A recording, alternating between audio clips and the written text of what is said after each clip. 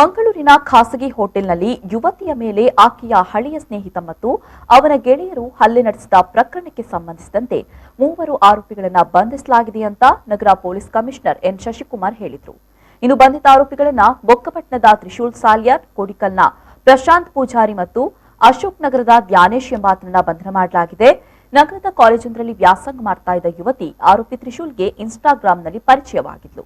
ಬಳಿಕ ಪರಸ್ಪರ ಪ್ರೀತಿ ಮಾಡ್ತಾ ಇದ್ದ ಇಬ್ರು ಯಾವುದೋ ಕಾರಣಕ್ಕೆ ವೈಮನಸ್ಸು ಉಂಟಾಗಿ ಯುವತಿ ಆತನಿಂದ ದೂರವಾಗಿದ್ಲು. ಹೀಗಾಗಿ ಆತ ನೀಡಿದ ಗಿಫ್ಟ್ಗಳನ್ನ ಮರುಕಳಿಸಲು ಕೆಲ ದಿನಗಳ ಹಿಂದೆ ನಗರದ ಬನ್ಸ್ ಹಾಸ್ಟೆಲ್ ಬಳಿ ಬರುವಂತೆ ಹೇಳಿತ್ತು. ಈ ವೇಳೆಯೂ ತ್ರಿಶೂಲ್ ಆಕೆಯ ಮೇಲೆ ಹಲ್ಲೆ ನಡೆಸಲು ಯತ್ನಿಸಿದ್ದ ಅಂತ ತಿಳಿದು ಬಂದಿದೆ.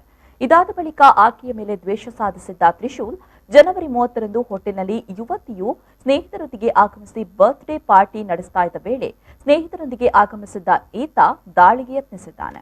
ಈ ಸಂದರ್ಭ ಜೊತೆಗಿದ್ದ ಸ್ನೇಹಿತರು ಆಕೆಯನ್ನ ಕಾಪಾಡಲು ಅಂತ ಧಾವಿಸಿದ್ದು, ಈ ಸಂದರ್ಭ ಓರ್ವ ಸ್ನೇಹಿತ ಕೂಡ ಚೂರಿ ಇರಿತಕ್ಕೆ ಒಳಗಾಗಿದ್ದಾನೆ ಅಂತ ಪೊಲೀಸ್ ಕಮಿಷನರ್ ಮಾಹಿತಿ ನೀಡಿದ್ದಾರೆ. ಸುಮಾರು 1.5 ವರ್ಷದಿಂದ ತ್ರಿಶೂಲ್ ಅಂತ ಒಬ್ಬ ಹುಡುಗ ಈ ಪ್ರಕರಣದ A1 ಇದ್ದಾನೆ. ಅವನ ಜೊತೆ ಪರಿಚಯ ಸ್ನೇಹ ಇರುತ್ತೆ. ಈಗ ಇವನು ಆ ಹುಡುಗಿನ ನನ್ನ ಲವ್ ಮಾಡಬೇಕು, ನೀನು ಕಂಟಿನ್ಯೂ ಮಾಡಬೇಕು, ನನ್ನ ಜೊತೆ ರಿಲೇಷನ್ಶಿಪ್ಪಲ್ಲಿ ಇರಬೇಕು ಅಂತೆಲ್ಲ ಸುಮಾರು ಸರಿ ಸತಾಯಿಸಿದ್ದು ನಮಗೆ ಕಂಡು ಬಂದಿದೆ.